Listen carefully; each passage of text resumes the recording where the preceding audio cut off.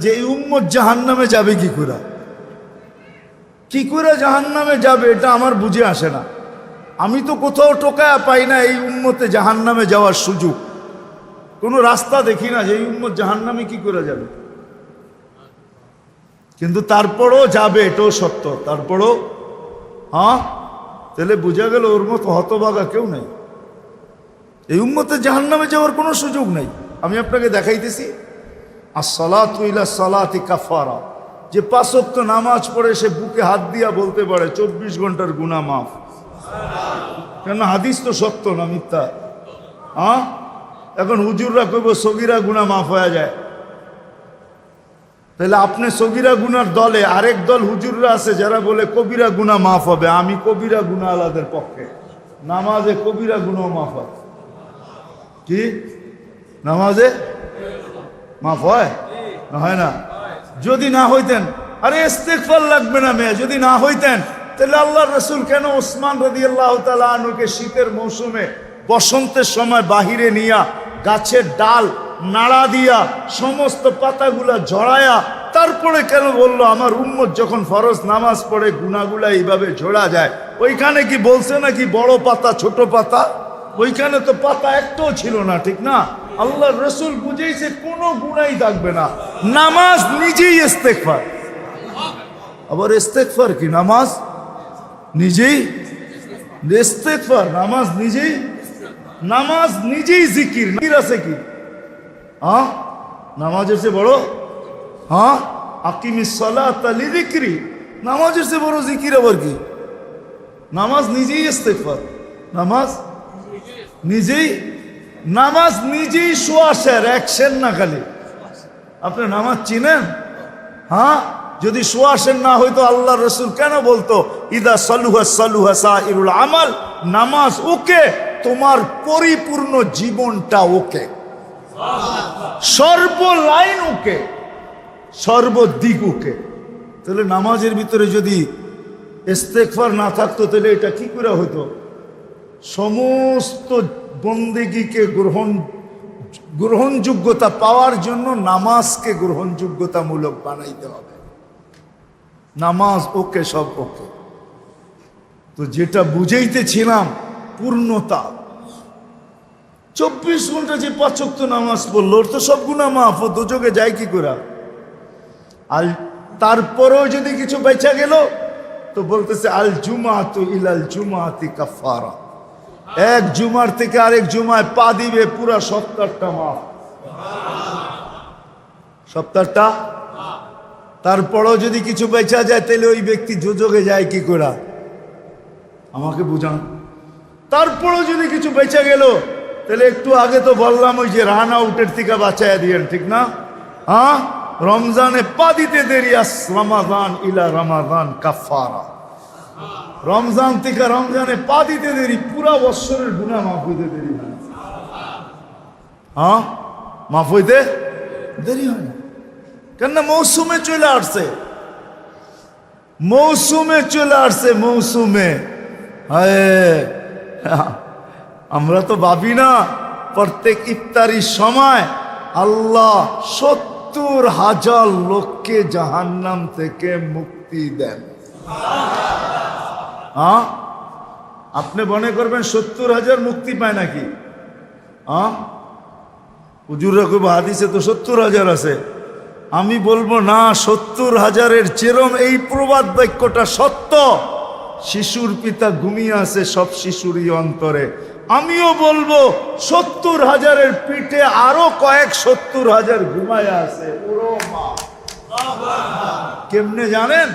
এই 70,000 কিয়ামতের দিন উঠা দাঁড়াবে আর বলবে আল্লাহ অধিকার দিবে সুপারিশের, এরা দাঁড়াবে আর সুপারিশ করে কয়েক 70,000 নিয়ে যাবে, ঠিক না? যেমন আল্লাহর রাসূল বৈশা আছেন, তো জিবরিল আলাইহিস সালাম হাসতে হাসতে আসছে, বড় খুশি আজকে। আল্লাহ রাসূল জিজ্ঞাসা করছে এত খুশি কেন? বলছে সুসংবাদ নিয়ে আসছি, আপনিও খুশি হয়ে যাবেন। বলছে কি সুসংবাদ? 70,000 উম্মত আপনার হিসাব কিতাব ছাড়া জান্নাতে যাবে। তো শুনতে দেরি, চেহারা মলিন হইতে দেরি হয় নাই। তো জিবরিল আলাইহিস সালাম বললেন এটা কি? আপনি তো খুশি হওয়ার কথা, চেহারা মলিন হলো কেন? মাত্র 70,000, আমার সাহাবী তো 1.25 লক্ষ। কিয়ামত পর্যন্ত উম্মতের কি হবে? এই জন্য চেহারা মলিন। আপনি কি নিতে রাজি না? নিতে রাজি না এই কথা বলতেছি না, কিন্তু ভাবতে হবে এটা বলতে পারি। ভাইবা দেখি নিব কি নিব না। তো পাশে ওমর রাদিয়াল্লাহু তাআলা আনহু বসা, বলছে ওমর নিব 70,000, বিনা হিসাব কিতাবে জান্নাতে যাবে। তো যেমন ওস্তাদ তেমনই তো ছাত্র হয়, পীর যেমন মুরিদও তো এমনই হয়, ঠিক না? হ্যাঁ, কি বলেন? সঙ্গী ভালো হলে আমিও ভালো হব, এটাই তো সত্য। নাহলে কোরআন কেন বলবে কুনু মা সাদিকিন? নেককারদের সাথে চলো, তুমিও নেক হয়ে যাবা, তুমিও নেক হয়ে যাবা। ভালোর লোকে চলো, ভালো হয়ে যাবা। প্রবাদ বাক্য এটাই সত্য। সৎ সঙ্গে স্বর্গবাস, অসৎ সঙ্গে সর্বনাশ, এটাই সত্য। সৎ সঙ্গে সর্বনাশ, সৎ সঙ্গে স্বর্গবাস, অসৎ সঙ্গে সর্বনাশ। তো বলছে ওমর নিব? কয় না, 1.25 লক্ষ তো আমরাই। কিয়ামত পর্যন্ত মানুষের কি হবে? কি করব? কয় ফেরত পাঠায় দেন, বলেন বাড়ায় নিয়ে আসতে।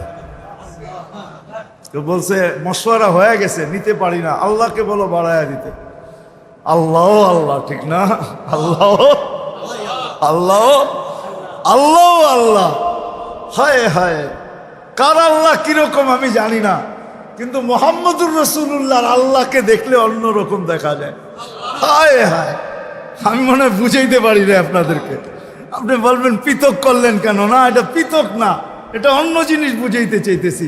মুহাম্মদুর আম্মাজান নিজে বলছেন, আম্মাজান আয়েশা রাদিয়াল্লাহু তাআলা আনহা বলতেছেন, ইয়া রাসূলুল্লাহ, আপনার ইচ্ছায় আপনার আল্লাহ এত তাড়াতাড়ি করে কেন?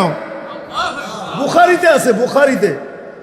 যারা বুখারী পড়ায় ওদেরকে জিজ্ঞেস করেন, আপনার আল্লাহ আপনার ইচ্ছায় এত তাড়াতাড়ি করে কেন? আপনার আল্লাহ আপনার ইচ্ছায় যদি আম্মাজান বলতে পারে, তাহলে আমিও বলতে পারি।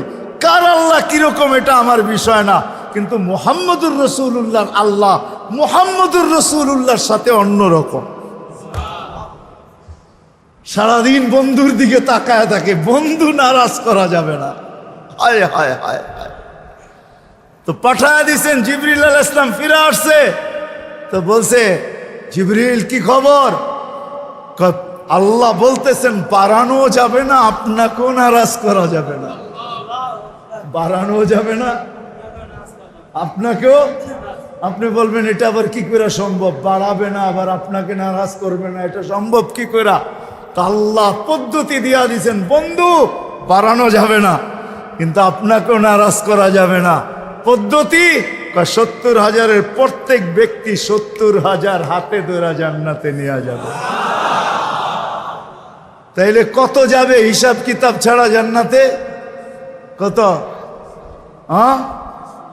490 কোটি উম্মত যাবে হিসাব কিতাব ছাড়া জান্নাতে। এই জন্যই বলতেছিলাম, প্রতিদিন ইফতারের সমাজে 70,000 আল্লাহ জাহান্নাম থেকে মুক্তি দেন। 70,000 দেন না, ওদের পিঠের ভিতরেও আরো কয়েক 70,000 এরকম লুকানো আছে, ওটি সহ কিয়ামতের দিন যাবে ইনশাআল্লাহ। মৌসুম দিছিলেন,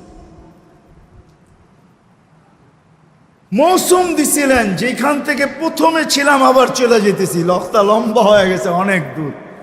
যে দৈনন্দিনের প্রয়োজনের জিনিস যারা বিক্রি করে, তারা জানে যে সারা বছর আমি দৌড়ায় পারবো না, ইবাদত বন্দেগী দিয়ে বাড়তে পারবো না, আমি তো সহানুভূতি দিয়েই জান্নাত লেখা। মৌসুম ছিল আমাদেরকে আকর্ষণের পাত্র বানানোর জন্য। রমজান মৌসুম, ভরা মৌসুম, ভরা মৌসুম। এক একজনরে এক এক দিক দিয়া দিছেন। আপনি মনে করেন কেমন মৌসুম, কেমন আকর্ষণের পাত্র বানানোর জন্য আল্লাহ আল্লাহর রসুল কতটুকু নিচে চলে আসছেন, কতটুকু নিচে। যদি আপনি ভাবেন তাহলে বুঝবেন। আল্লাহ রসুল বলছে, যে কাউকে পেট ভরা রোজার দিন খাওয়াবে, তাকে আল্লাহ জান্নাত লেখা দিবে, জাহান্নাম থেকে মুক্তি দিবে, গুনাহ মাফ করবে। তো সাহাবা আয়েশা বলছে, ইয়া রাসূলুল্লাহ, পেট ভরা আমরাই তো খাইতে পাই না, কারে খাওয়াবো? আমরাই তো খাইতে পাই না, কাকে কোত্থেকে খাওয়াবো? তা আল্লাহ রসুল বলছে, আচ্ছা তাইলে যদি তুমি 1 গ্লাস দুধ খাওয়াও। বলছে এটাও তো সবসময় হয়ে ওঠে না। তাইলে একটা খেজুর।